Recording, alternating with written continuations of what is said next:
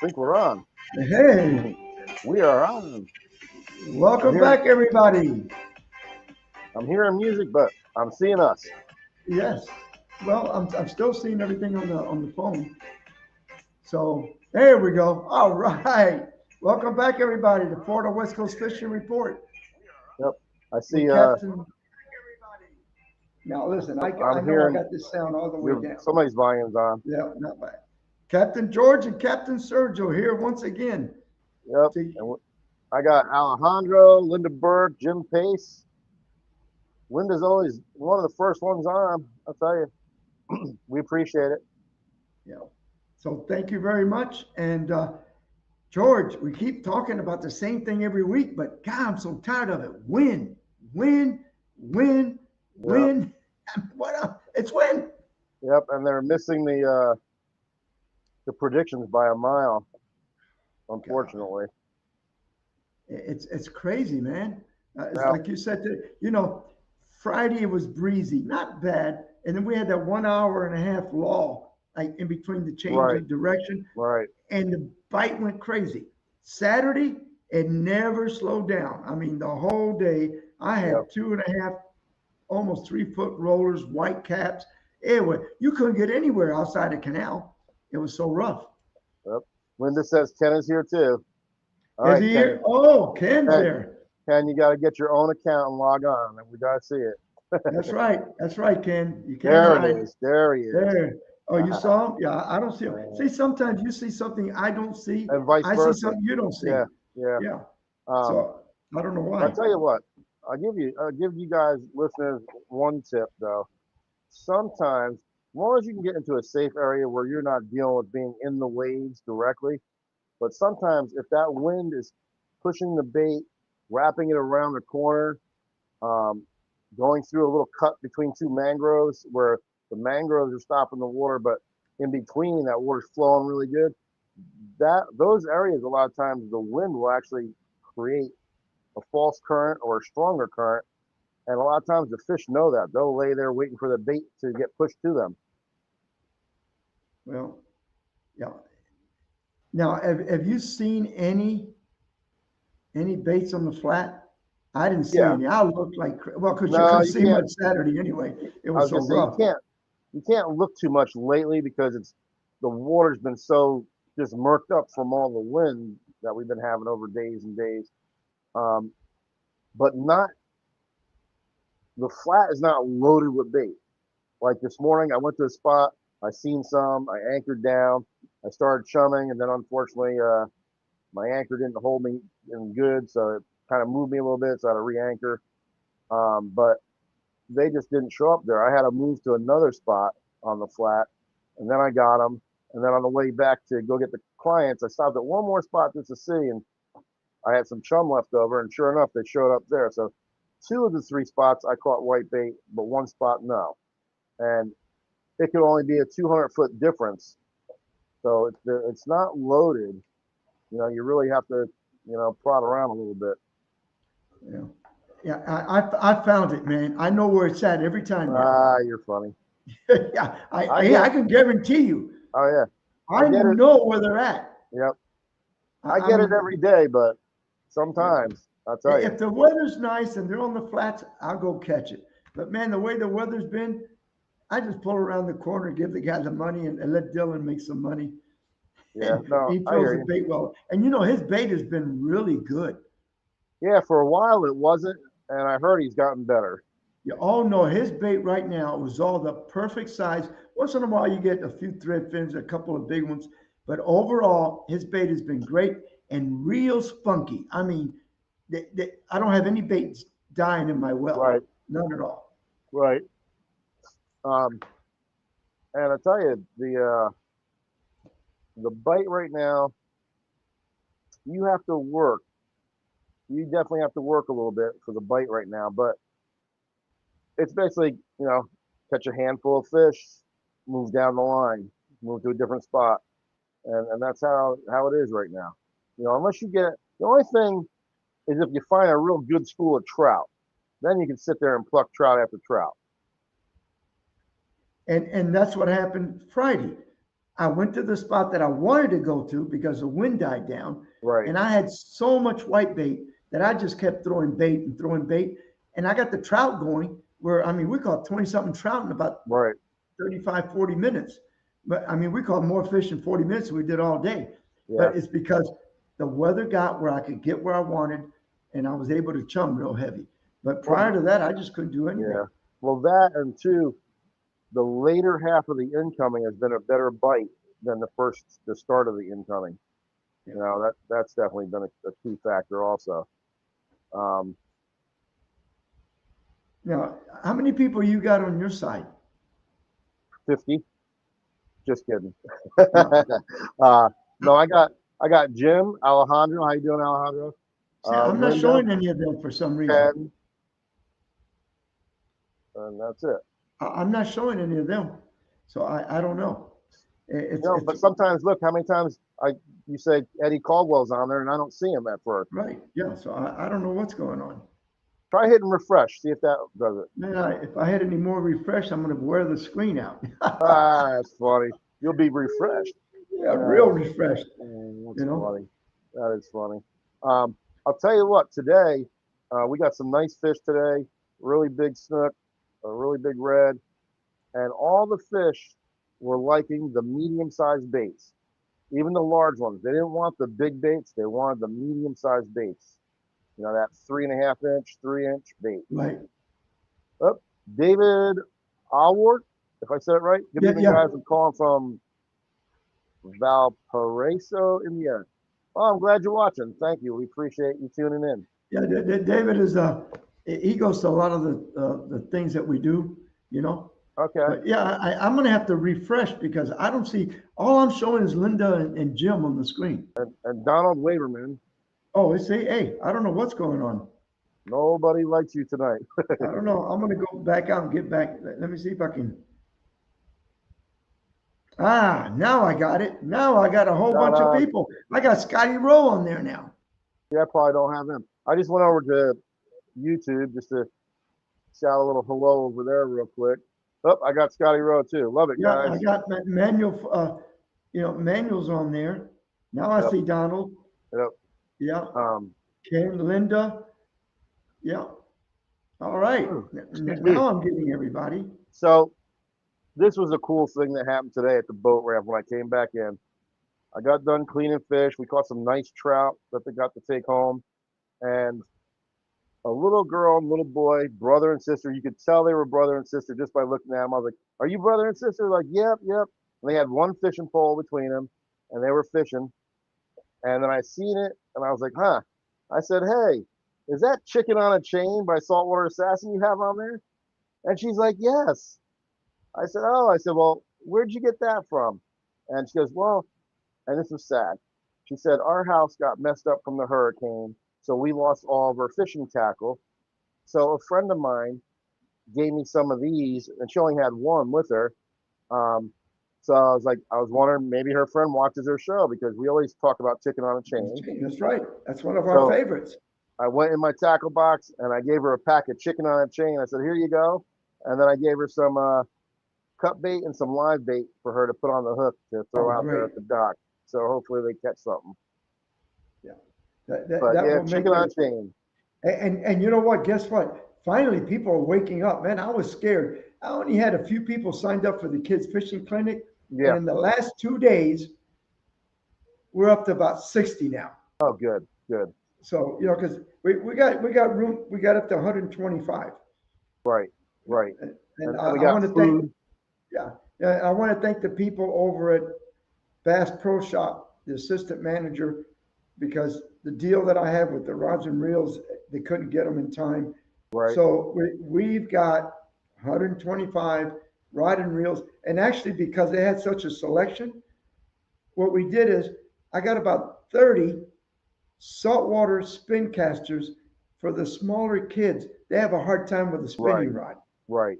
and they're 6 foot, 5.5 foot rods with a spin caster, so it makes it easy. And then Sure. we got another, I think 45 that were 6.5 foot, with a little bigger reel, and then I got another 50 7-foot rods with a little bigger reel. So we'll be able to, Match. according to the Hey, size of the kid, we know you can what match we the can go. hatch. Yeah, match the hatch for the kids. Because, in the past, we've had some little 5-year-olds, 6-year-old trying to Right, carry the 7-foot rod right, spinning. right. And it was a nice outfit, That- but it wasn't accommodating the right. kids. And the You push know, button will be good for that. that's right. It's perfect for a small kid, Right. 6, 7, 5 years old. He can just push the button and get it out there. Oh yeah, you remember growing up? Remember that first Zebco push button reel that would cast a mile? Was it a 303? 303, I think it Yeah, was. Yeah, I yeah. think that's right. Those things, people made fun of them, but they casted. They cast it, and they worked good Oh yeah, that was a great for a first. while, and then the salt water took over Yeah, and ruined them. yeah. But that I remember, I still have one. I got a 300C Mitchell. You remember those? Yeah, I do. I used to love Mitchell. Oh, I have a 300C Mitchell from 1968, I Mitchell think. and Garcia. Yeah, Mitchell Garcia. It's on a Fenwick rod that I bought. I remember in those days, I paid $30 for that rod. That's like $150, Oh yeah, $200 oh yeah. now. But I saved my money and I wanted a good spinning rod, and I put that. But I remember Sears selling the Ted Williams Yeah, right after Garcia Mitchell came out. Sears came out with a spinning reel because everybody was using casting. Remember, right, convention. right. Uh, Now Manuel says, George, I sent you a video I did watch about Tampa Bay Watch putting Oyster Reefs. Maybe you guys could talk to them about the island. I already have. Unfortunately, it seems to have fallen on dead ears, so I'm going to have to talk to them again. But I have already talked with them. Craig Lair says, Mudbug 4-inch cocktail shrimp. What no live for this old captain. Waiting to do a show with y'all. I think you already talked to Craig about trying to get a show together. Yeah, we talked about it, but hey, we're so far behind because of Oh this yeah. wind. Oh yeah. This is our problem. I was supposed to go out today in the Beaver Tail with Loadmaster, and I wasn't going to go out in the little 18-foot boat, with this kind of weather. Right. It's This is Lance is actually my brother. He lives in another state. He says Ted Williams was getting his name on everything too. Back then, yeah, Ted Williams was a big name. Ted Williams rods, the reels, the guns, Yep. the camping tent. I mean, everything. Well, in those days, I think Hiking stuff. he was what's his name from Nike?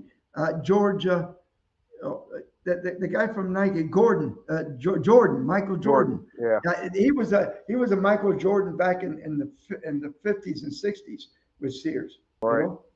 Yeah. Right. But yeah, right now, the bite's a little tough. It depends on where you're fishing. Some areas right now, he says, yeah, I have his Sears 3030, he said, with the Ted Williams on it. Some areas right now, like south, they're getting a little bit better bite right now, more consistent. But, anywhere north of Pinellas Point and up, it seems like you got to work. You got to work a little area, catch a few fish here and there, and then move to the next cove or move to the next area. Well, Rolando called me yesterday to wish me happy Easter, and he lives, on Pine Island. Right. He says there's plenty of bait, and he said the snook action is. He says he can't believe it. There's snook all over the place. He said places that he never ever caught a snook, real close to his house. That he stopped there like 10, 15 times and just gave it up. It looked like a nice snook spot over the last 3 or 4 years, and nothing. And he said all of a sudden the last month he goes in there and he's pulling out 3, 4, 5 snook. Nice. And a few reds. So now, at least down there they're doing good. Yeah. Craig says that's what makes Clearwater so good. Love the wind. Reds are strong. Yeah, that's what I'm saying. Right now, like I've heard from different people, like the redfish bite up in Clearwater has been pretty solid. There's been a decent little bite down there in Tierra Verde, Fort DeSoto area for redfish. We got some reds today. We picked off, I think, six reds today. got one real nice beast of a redfish. Got a really good snook today, and then caught another smaller snook. And then we got into some trout. So we had a good mix today. But I had to work. I had to move around and really work at it. There's no more pull in this area, at least. There's no more pulling up to one spot and catching 30 snook. No, I mean, Friday and Saturday, in one spot, there was three boats, three of us sitting there, and one snook got caught. And there was three of us in a spot that normally we'd go in there and catch 6, 7, 8 snook Sure. a piece real easy. Yeah. One snook was caught. Oh yeah. There's some areas that we used to pull into, and you could literally anchor up and catch 40 snook and stay your whole 4-hour trip if you wanted to and never move. And that ain't happening in our area right now. No, that's kind of a thing. Jim says last week we caught lots of reds, lots of bait. Bait was hard today, but caught 2 23-inch trout. That's nice. Oh yeah. Caught his personal best 23.5. I think he's saying his son, maybe. Well, that's good, man. I'm glad to hear you had a good day. Yeah, bait was a pain in the butt today just because of the windy conditions. But I got them. I loaded up because I knew, right now, if they're being difficult, at least you can chum and get them going a little bit. I mean, that's how I got them going. Even last Saturday, as bad as the wind was blowing, I got to one spot and there was nothing. And I just started throwing and throwing. I figured, hey, I got 30 minutes left. I got 200 something baits. I just started throwing baits. And after a while, guess what? We did catch 2 snook, right, and about 4 or 5 trout. But it's the only reason is because, man, I was trying to drive them nuts. Well, I tell you, the last 2 trips, I've caught them on both redfish on cut bait and the live bait. And like I had not today's trip, but the trip before this one, I had a client. I would cast them under the mangroves, and then that bait just knew it's like, no, I'm in danger. I'm not staying under here, and it would swim right back out. And the guy kept saying, "Oh, it keeps swimming out." I said, "All right, we'll fix that." So I ripped his tail off. So now you got a live bait that's bleeding and moving around, but it can't swim out. Within 30 seconds, he had a redfish on. It was that quick. So we caught some today on cut bait and live bait. So it's good to mix it up right now. Yeah, you got to experiment to get them to bite.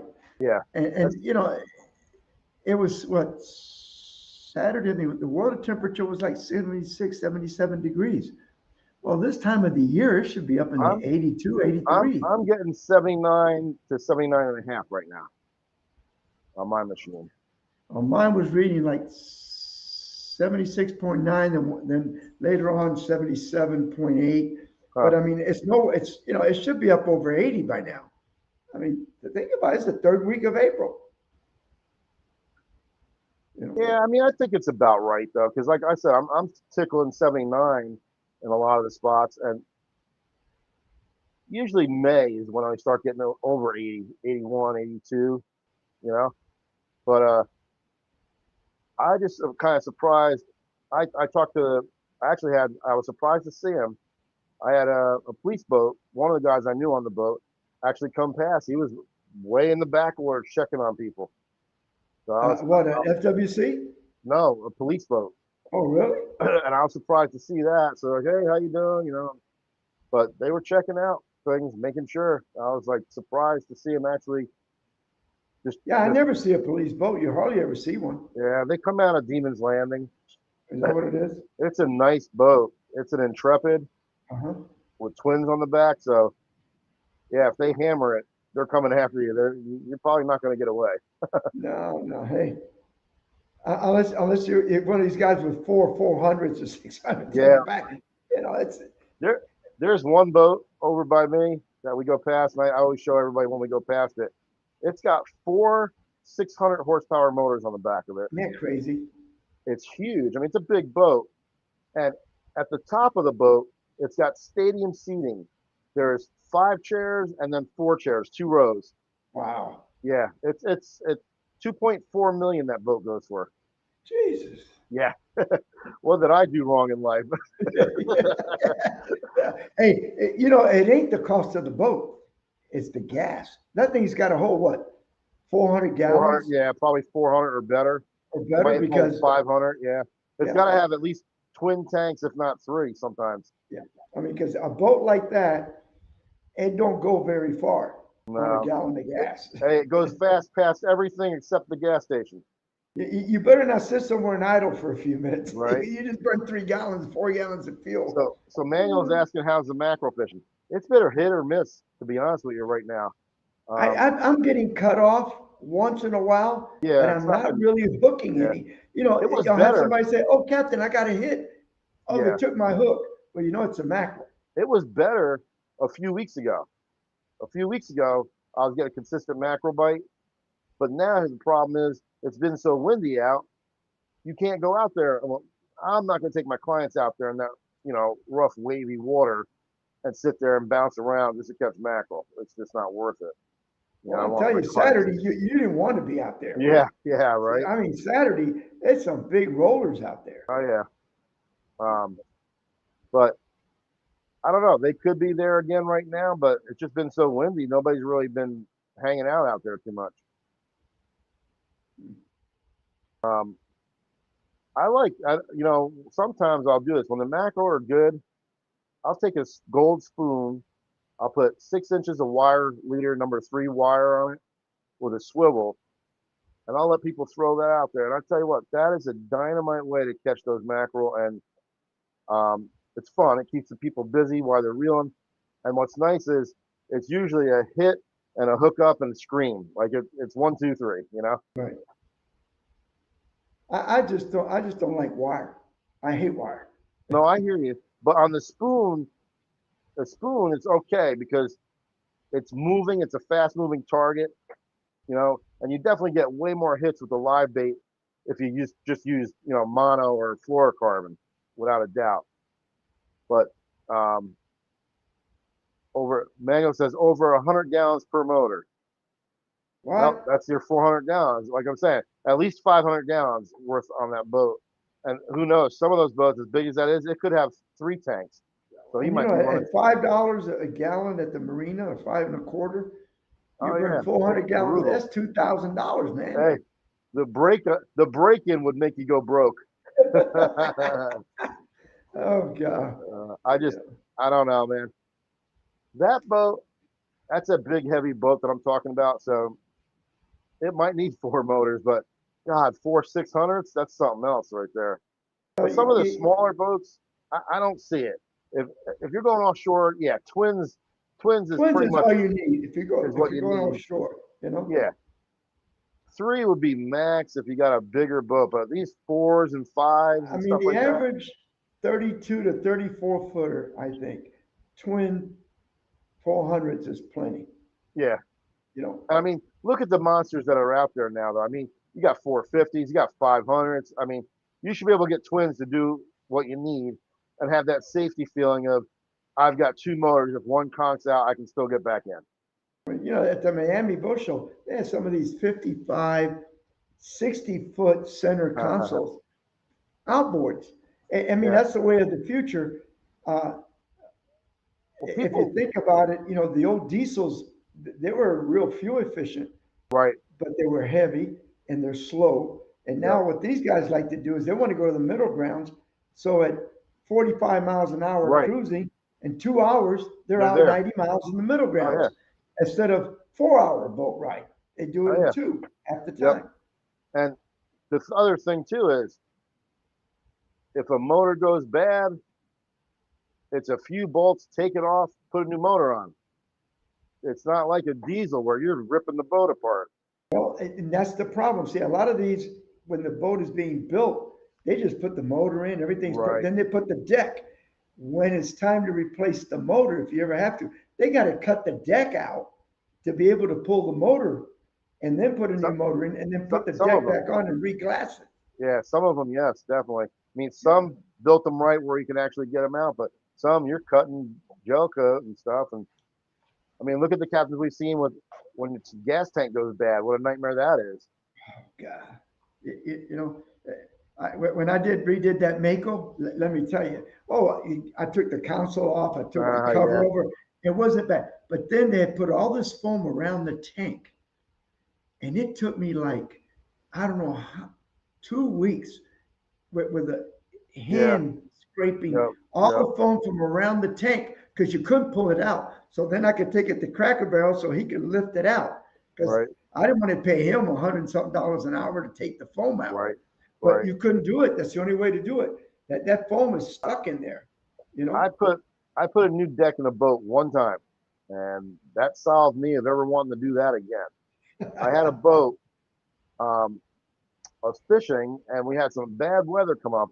It was an 18-foot Islander that I had. That's the boat I started guiding out of. And I was in the middle of the bay, out off of St. Pete Pier. I'm fishing, and then all of a sudden, it starts getting a little bad weather out, and three water spouts come down in the bay, and they start heading up the bay. So I called Barb. I said, "Hey, I got to go north to get away from these water spouts coming at me." They literally chased me all the way up to Seddon Channel. Jesus. Yeah, it just they didn't go away. And then on the way back, the storm had come in, and the waves were so bad.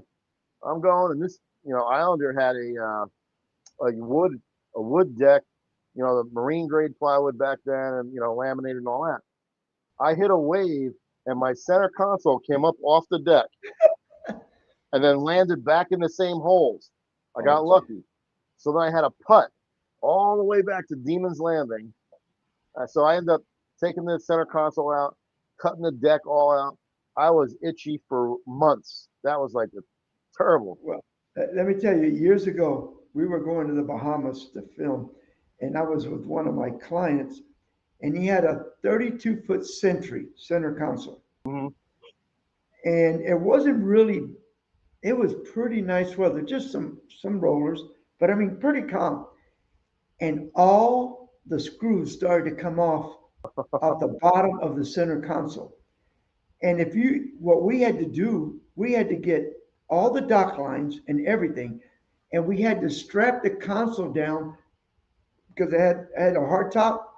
All those all the tower that was holding the top up, we had to get all these ropes and then tie them to cleats Right. and to the seat to keep the console, because the console would have ripped out, fallen over. It would have pulled all the wiring. We would have been Sure. in the middle of nowhere. Oh, yeah. So once we got to the Bahamas, they hired a guy, and the guy came in. He said, "Well, really, the only thing I can do," he says, I'll put about 100 screws on the bottom of this console and take it easy on the way back. And when you get back, you're going to have to redo this whole deck area." Right. And the whole console. And that's what he did. I mean, the guy sat there and he must have put 100 screws through the console into the deck to make it so we could make it back. Yeah. And I tell you, it was scary because you making a 60-mile crossing, that weather gets pretty nasty. If that console comes off, it rips your wiring. You ain't never going to get it running. Right. Right. You think we should run a report? We're getting on 7:30. Yeah. Let's get Tony Franklin, since he's always the first one in. All right. Hi, this is Captain Tony Franklin back once again with this week's fishing report. Well, as weeks pass, the trout bite still seems to be what's leading the pack so far, although we've caught a different variety of species this week. Had quite a bit of great action on different types of fishing situations. The outgoing tide has worked really well. The strong incoming tide has worked really well. And as we talked about before, the slack tide, the bite was the slowest during the slack tide, as it normally is a lot of the times. The trout bite been fantastic in about 6 feet of water, just like it has been in the last month and a half.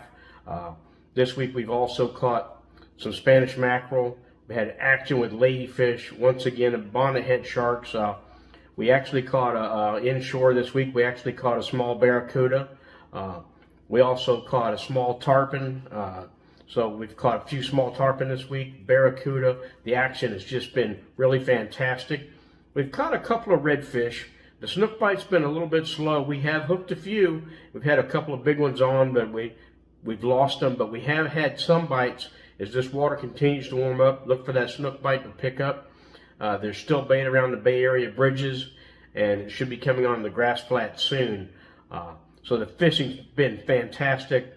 The weather's been perfect, so it's time to get out on the water and go fishing. That's my report for this week. I'll definitely see you next week. Tight lines, I'll see you soon. Thank you, Tony.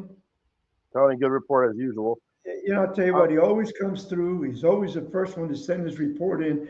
I got to give him an A+. He's really does a great job for us. He mentioned catching a small barracuda. Now, in my cast net, I don't think it was this morning, maybe yesterday morning. Well, anyway, I took a picture of it. I put it in my hand. It was maybe about that long. And I'm not sure what it was because it was a juvenile something. And it kind of looked like it could have been like a mini barracuda. I don't know. I sent it in with my report, so you'll see it when it comes on the screen. Okay, yeah, I want to see it. Well, you know, I caught some, I haven't caught any last year, but the year before that, I caught like 2 of them around some of the docks close to the Gandy area. Okay. And then years ago, I used to catch quite a few small barracudas close to Demon's Landing.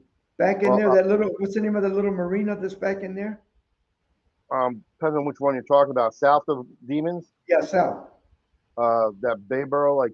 Yeah, Bayboro. Yeah, going in that little channel, going to Bayboro, there's a little piece of mangrove. They used to be there. Yeah, I don't go that way anymore. It might not be there. There it is, right there. I used to catch some barracuda See there. that picture? No. Oh, yeah. Yeah, you know that. It might be a barracuda. It could be. It has that look to it. Yeah, it I'm ain't not no sure. ballyhoo. No, That's for sure.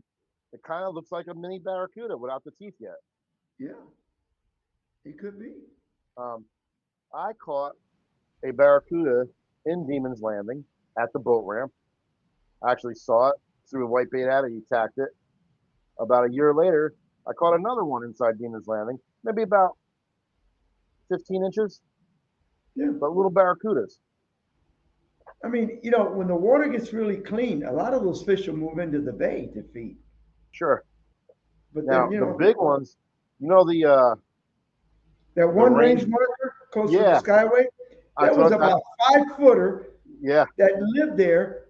But then when they built the new one, I never saw them again. But I used to go there to catch mackerel, and I used to go to that one to catch bait, and it was always big. And I mean, you could tell he'd been around a long time, man. Oh, yeah. And it's funny because we both know it because as soon as I started to say it, you were right on it too. Because I used to go there in Sabiki blue runners for kingfishing, and you'd always see, and sometimes when you were reeling the blue runner up, that barracuda would come out and take your Sabiki on you. But they were big. I mean, they were like 4 foot or better. This one, and you know, you looked at him, and he looked like just a mean old barracuda. He just, you know, some barracudas are old, kind of cool. This guy was like a dark color, like saying, "Don't mess with me." Right. I'll mess you up. Yep. Yeah, I'm gonna mess you up, boy. Manuel says he's trying to rebuild his Kenner now. He said going slow. Yeah, rebuilding the boat doesn't go fast. There's no such thing as fast. No, I did a 7. What was it? It was it was a 20-foot Mako that I redid, and it took me a year and a half, and then I had Pete do a lot of the work. Right. And Holland Fiberglass did a lot of the fiberglass, and it came out gorgeous. It was beautiful. I sold it after I did it all. I just wanted to do it, you know. I'll tell you, I was under the gun when I was redoing that Islander. I had a trip planned. I already had in Boca Grande. I had a hotel. Me, my wife, my brother, his wife at the time. So we had everything planned. I think it was June, and I'm telling you what, I had to work every day on that boat, and I barely got it done in time. It came out really good. Everything was solid, and I used marine plywood, glassed it, and then, man, when I did the deck, I put that textured stuff in the paint for traction, and I think I used all grip. And boy, let me tell you what, you want to talk about white deck? It was really white, like, oh my goodness, it was bright. Yeah, you know, to me, you want like an off-white, a light green, to get some of that glare. Well, some of them's really white. They look pretty when they're sitting in a lot and you're standing on the ground. But when you get in them, in the water, in the sun, oh man, it gets pretty intense. I tell you what, like a regular white gel coat, like my boat, compared to that white all grip paint, twice as bright. It was unbelievable how bright it was. And sometimes I don't care for the cream colors because sometimes those look dirty. You know what I mean? It just gets that Well, dirty look. there's one color. My beaver tail has it. It's called a captain's gray, I think, for the inside of the deck. Right, It's a real light, I mean, light gray. right. But it takes that sting off of it. It takes the sting off because I don't like a dark deck, but this No. is like if it went any lighter, it almost start turning like an off-white, but it's Right. just enough gray in it That you can see it. yeah, you could just barely see the gray, but man, no glare. I I'll love tell it. you. I'll tell you what. Do you remember years ago when Kenner came out with the black deck? Remember they had that boat with it was totally black. They No, I gel don't coated remember that. black. That And had I to was be a like, hot boat. I was God. thinking, what were they thinking with that? They wanted to cut down glare, but what were you thinking? Don't barefoot in that boat. Now, what Mako used to do back in the 70s and 80s, they had the gold deck. That was an option. Gold deck? It was like a not bright gold. It was more like a gold with brown in it, and they only did the floor area, but it Like was a real tan. pretty. It made the boat look nice. Was it like more like a tan? Eh, it was a tan that leaned a little bit towards a little bit of gold, but yeah, Okay. and it really it made the boat look really nice. Roger Bird just signed on. Hey, Rog, appreciate you tuning in. See, I mean, I got to keep refreshing mine. Oh, and girls. Roger, you hanging out with some girls? It's what now? He said, Roger. I said, Roger just tuned in. And he said, and girls. Uh-oh. I don't know if he's got a bunch of girls with him. I don't know. No. But hey, the more the merrier. The more the merrier. All right, let's see. Why don't we get Bucky. you pick one out today, George? Who do you like to have Bucky. next? Let's Let's do get Bucky. Bucky. Yeah. Let's get Bucky. Good afternoon, Captain Bucky, Goldman Bag and Fishing Charters, Tampa, Florida Fishing Guide.com. So, bait, I've been all over the bay last week or so. I was down by like Cockroach too. The towers are holding bait. The bait's all at the bridges. I've yet to try the flats just because I'm getting it so good at the bridges and stuff up north. So it's holding really well. Basically, if the tide is flowing, I'm throwing behind the caps on the down current side. My buddy came up. He's more of a skyway guy, and they kind of do it where you're throwing and let that net sink into the bridge. Here up north, you got to do it kind of opposite, where you're throwing behind the eddies, and so the net will sink straight down. Otherwise, if you're throwing between the bridge, the net's just drifting off. There's a lot of thread fins mixed in, so I'm kind of loading my wells up pretty quickly, and then I just spend some time picking out the thread fins so they don't clog up the bait well and kill the fish and stuff like that. You leave a lot of dead bait in there, it'll kill your stuff. Fishing's been good. It's been really windy a lot of times I've gone out, and the tides haven't really matched up to what they said they're going to be. They've been much lower than what I've been expecting, so I get a game plan and I run to an area and be like, man, this should be like 1.0 right now, and it's like -1. I'm like, where's all the water? It could just because the wind is pushing the water away from that side of the bay or something. I mean, it's been really strong winds. Snook bites picking up. There's still a lot of trout around. I'm starting to see lots of ladyfish and jacks. I like to say the forkies are coming. So when I talk about the forkies, I'm talking about jacks and ladyfish, cobia, tarpon, anything with that fork tail, mackerel. They're all starting to really show up with this influx of bait. So there's a lot of opportunities out there to fish.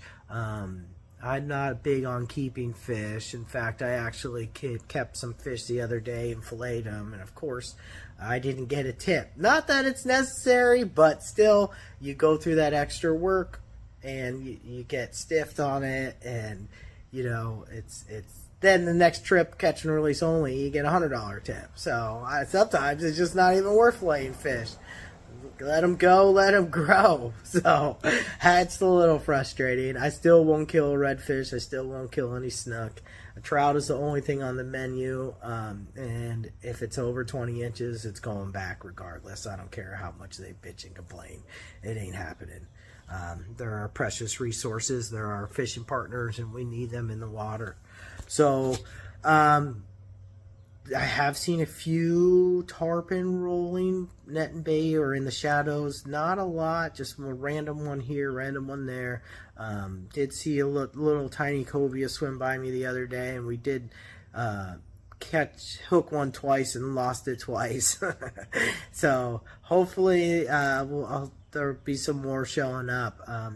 It's been pretty good. I got a trips Wednesday, Thursday, Friday, Saturday coming up. Event with Sergio, so it should be pretty good. Hopefully it's a slam and not a species event, because I hate running around burning all that gas trying to catch 20,000 different fish. So anyways, May's looking like we have some nice weather and some higher tides, so I'll be able to get into some areas that I've been longing to fish. And these redfish, and snook should really start coming out and hanging out underneath these mangroves when we get some higher water. So I'll be able to go hit some of these little deeper holes. And I really do like the mangroves where the shoreline's further back, so you have a lot of space between the edge of the mangroves and then where it finally hits the land. The shallower ones, unless there's a deep cut underneath it, I don't seem to do as much luck, so I focus on those areas a lot. Anyways, I hope everyone had a great Easter, and I will talk to you soon. Again, Captain Bucky Goldman, you have a nice day. And thank All you, right, Bucky. Nice report. Good fish there. Good fish, definitely. And it's true. You and I were talking about the tides. It would say that it was going to be like a 1 point. The other day, it was the other way. It said it was going to be like a 0.6 or 7. And I'm looking, and it must be like a 1.4. Yeah, I had, about a week ago, there was like 3 days in a row that I was out that the low tide they were saying was like, one time it was 0.4, one day it was 0.72. That day was the worst. It said it was supposed to be a positive 0.72 at low, and it looked like it was a negative 8.8 or even maybe negative a foot. I actually had to power my boat off the trailer that day because it wouldn't float off the trailer. So I don't know. So it's kind of To me, it just didn't look like the tide. It's not matching. It's not matching. I mean, and I can see it a little bit, but I mean, it was way off. A couple of days, it was way, way off. Donald says 1 more month until Star. Yeah, but CCA Star. You see, I can't get mine. Let's see if I can get it. There we go. Now I got to keep updating mine. It's not updating on its own. Now, I mean, we, especially us captains that are on the water a lot, we know that, if you have a wind that's blowing down the center of the bay, it's going to slow the tide down. It's going to make it less high than normal. But we're having some days that are not that windy, and it's not matching even close. It's like way off. It's not it's not even close. That's the problem. It's not even close. And just since Donald mentioned it, so CCA Star starts in a month. And there's all kinds of stuff now that it ain't just catching a tagged fish. You can turn in all kinds of different fish. Donald does it all the time now with, put them on a measuring board and take a picture of it. It doesn't even matter if it's 10 mangrove snapper, it's still an entry. Hey, there's a lot of stuff you can win, and the kids can win scholarships. What is it, $5,000 scholarship? Right. Yeah. I told you guys this before. I had a kid and his dad were fishing inside Demon's Landing. They had some shrimp. I gave him a bunch of whitebait. That day on that whitebait, he caught some mangrove snapper that gave him a $5,000 scholarship. Jesus. That was really cool. And he did it right inside Demon's Landing. Well, off the seawall. I mean, the first truck that was ever won was one of my students that took my fishing school. and I think it was in Bishop's Harbor in his kayak, and he got the tagged redfish. Nice, nice. You know, I haven't so, caught.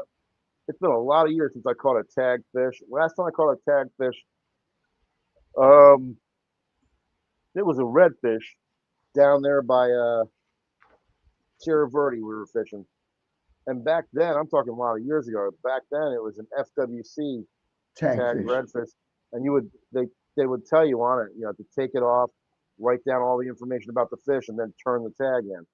Where now they don't do that. Now they want you to leave it on there. Because I remember I had 1 year that I caught 2 tag fish, and there were Now, redfish, and you're exactly right. They pull it out. They wanted you to measure the fish and everything, and then you would send it in. And I remember when I did it, I think they sent you a free T-shirt or something. I think at one time they used to send you $50 and a T-shirt. Then they dropped the 50 off, and it was turned into they got just a cheap. T-shirt. Now, Donald said he's been in it since the inception, and he goes, a new eligible fish is the most spots on a red. Well, I'll tell you what. I had a client out the other day. He caught a red with 23 spots, nine on one side and 14 on the other. Well, I saw one on one of the magazines not that long ago. It was almost all 600. spots. Yeah, it's Yeah. like 600. It's the record. It looks like its parent was a trout and a redfish. All right. Well, I think we better get We better run some. Michael Dawson. Let's get Michael Okay. Dawson. Yeah. Morning, guys. Captain Michael Dawson here, Patriot Guide Service, here with this week's Anclote Fishing Report. So the fishing out here has been absolutely phenomenal. Fishing's been as best as it can get. We're finally in that spring, summertime bite. Snook are showing up on the beach. Trout are out there.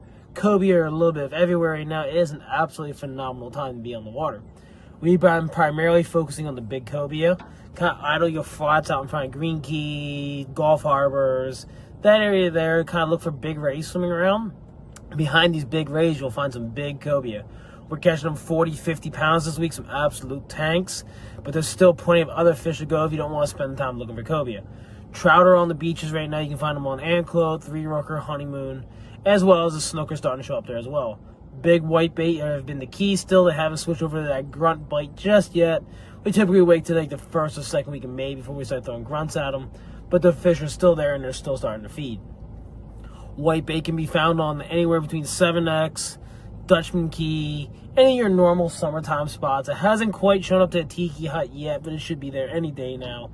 Fishing has been absolutely phenomenal. Offshore, kingfish bites going strong, plenty of grouper to catch, of course, and mangrove snapper out there. 20 to 30 feet of water for the kingfish and the mangrove snapper right now. Using the shrimp on the bottom for the mangrove seems to be the key. Some sheepshead mixed in with them. And then trolling around a big live white bait on the surface or a blue runner is also a great key bait out there. Captain Michael Dawson, Patriot Guide Service. Get out there, catch some fish. If you're looking for a little help out there, got some plenty guides in the area. We can get out there and catch some good fish. Thank you, Michael. Nice report. Nice cobias. Yeah, he did a real nice job. Yeah, all these guys are out there. They really, you can tell the difference between a guy that's just out there to make a buck and the guy that's got a passion for it. Right. There's a big difference, and you can tell it right away. I had a captain one time, probably about 15 years ago. I was at the boat ramp launching, and it was just, I don't know, maybe it was me and my brother, or a friend of mine, Ray. We were just going out fishing for fun, and they were launching kind of late. So I said, "Oh, are you going out for yourself?" And the answer was, "I don't fish, or this boat don't touch the water unless it's making money." And that was such a turnoff to me. It was. It would have been to me. It was such a turnoff because I was like, if that's the way you feel, then that's just terrible. Then why are you doing it? Yeah, that's just terrible. It's like a guy that's, I got to play golf. So unless they're going to pay me, I'm not going to go play golf. Right. Well, come on, man. That's just a terrible way to think. Yeah. I do it because I love to do it. I mean, I love to be on the water. I love to do anything that's got to do with fishing. Oh yeah, I love fish. My wife gets tired of hearing about fishing. I'll put it to you that way. Yeah. We better run some more reports. Yeah, we better. Scotty, you want to do Scotty? Yeah, let's do Scotty. Hello everybody, this is Captain Scotty Rowe with Captain Scotty Rowe's Fishing Charters in Charlotte Harbor, Florida. Just fresh off the water today. Figure I'd give my report after I fish because I did not fish this holiday weekend. Last week was great. Snook, trout, a few redfish, lots of jacks, snapper. Today was really what I wanted to report on. We had a really good incoming tide this morning. And it was low water in the morning for sure, but I went and fished around the Hog Island area. It's between the Peace River and the Myakka River, and the snook bite was absolutely phenomenal over there. We didn't get a whole lot of big ones. We had one pushing about 30 inches, but what fun. Mixed in with some jacks. We probably caught about 10 mangrove snapper. Brought 6 of those home for dinner. Just a good time. It's springtime around here and everything is going crazy. The bulk of a lot of people don't like catching jacks, but I absolutely do because they're total proud. Ooh, dang fly flying around me. Get away. They're crowd pleasers.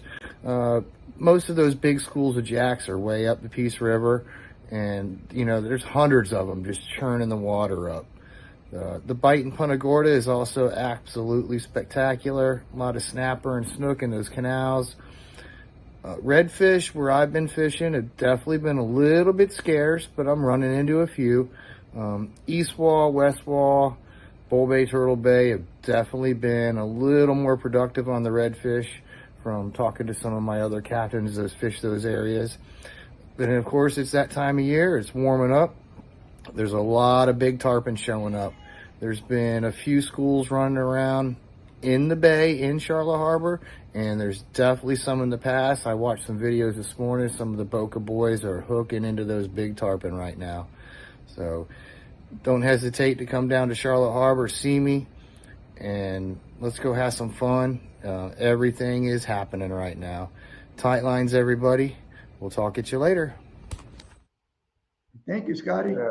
Nice report, Scotty. Some really nice snook you had going there. So that was really, And let's really a good see. job. We still got Pam, right? Yeah, we better run it. Yeah, we better run Pam because then we got you. I got you. Yes. Snook. Snook still are a pretty easy target. They're starting to move more toward the beach, so they're hungry. It's getting close to the time that they breed, so the females are trying to store as much food as they can right now. I used again the No Live Bait Needed 4-inch K-tail with a 2-inch BKK hook on it, and had multiple trout this week, snook this weekend. So anyhow, tight lines. If I can help you out, I'm here at Tampa Fishing Outfitters. Look at the girth on that trout. Oh my gosh, what a day. Rocky out here. Whoa. Ooh, look what I just landed. There's a big old snook. That's the 4 K-tail by No Live Bait Needed on the BKK 2-aught. I have 25-pound Florida leader, 10-pound J-braid on my SNR rod and Daiwa reel. Look at this girl. Oh my gosh, I wish I had my old IFA board because she does not fit. And she just keeps going. I gotta get her back in the water. All right, that was a nice snook, and that trout was something else. And we better get to your report. We're not going to have time. Yeah, okay. Let's run it. Let's get Big George. Let's see his big report today. Hey guys, this is Captain George Hastic of Fish Hunter Fishing Charters coming to you from St. Petersburg, Florida. Well, the bait on the flats has been a little sporadic. You've got to kind of chase around, maybe move around a little bit just to find more quantities of bait. There's still bait on some of the range markers, channel markers. Sometimes there's a mix of bait between threadfin and scaled sardines. So, take what you can get. But the bite right now, it seems like the second half of the morning is definitely better than first thing in the morning right now with the tides we've been having. Even though the water's moving, It seems like as that water level gets about a third of the way, maybe halfway to high tide, that's when the bite starts really kicking in. And there's also a bite when it turns and you have that outgoing tide. So the higher levels of water is definitely producing the better bite right now. The trout in probably about 5 to 6 feet of water is where I'm finding my trout right now. I'm getting them on live scaled sardines. I'm getting them on the chicken on a chain on a 1/4 ounce jig head. I'm also using the little P&V in opening night with a lime truce tail. That one is also working really well for me. And it depends on what you're wanting to do.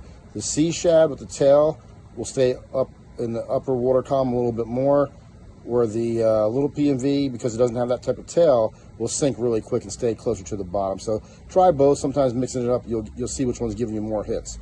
The lime truce tail on both of them, I think, really attracts the fish for the bite. Unfortunately, sometimes it'll attract the puffer fish, and they like to bite that tail off on you. The snook and redfish, I'm finding them mostly under the mangroves right now. A little bit out from the mangroves sometimes, but more under the mangroves, both of them.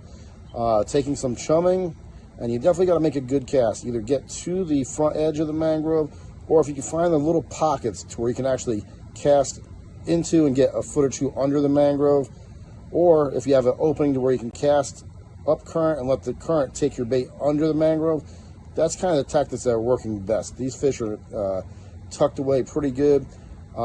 Be careful on the hook set. Right now they're being really finicky, so they're mouthing it, where they're grabbing the bait, and if you set the hook too soon, they're spitting it right back out. So let them have it for, a few seconds. Let them pull that rod. Let them actually, move it a couple of feet before you start pulling back to set the hook on them. The cut bait is also working, so it's not a bad idea to mix it up. Maybe put some cut baits out there while you're fishing live bait. Chumming is definitely helping. Chum with that live bait and the cut bait. So mix it up a little bit. That'll give you some good action.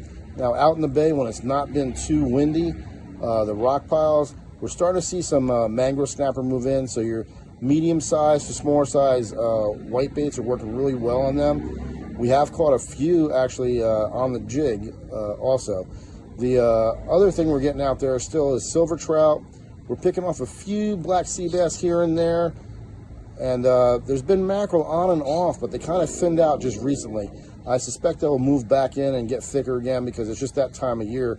We should really be seeing them pretty regularly right now. The Jack Crevalles, keep your eyes open. They've been showing up on and off on the flats and in some of the marinas. Look for those baits to be showering out of the water and really exploding, and that can really, have a good time with those. It can really, pull some drag, and it's just a fun experience for somebody. All right, this has been Captain George Hastic. Have a good day. Way to go, George. I appreciate it. Good job. But when people get through watching this show, they learned a lot because we do pass some pretty good information out. Oh yeah, and in different areas. So depending on where you're fishing at least you got maybe a little bit of a game plan. Yeah, and that's the way, we're out here to help everybody. So I hope you understand that. We try to pass on information, give you tight information. These guys are sharing what they're doing in their area, which is pretty nice of them. They don't have to do that. And giving away tactics and different tricks, So all I can tell you is hang in there. Let's pray to the good Lord that the wind dies down. Yeah. So we can get out there, and I just enjoy it better when it's a normal day. I mean, I don't like it to be flat calm. I like it to be a little breeze. Yeah. A little bit of a chop once in a while.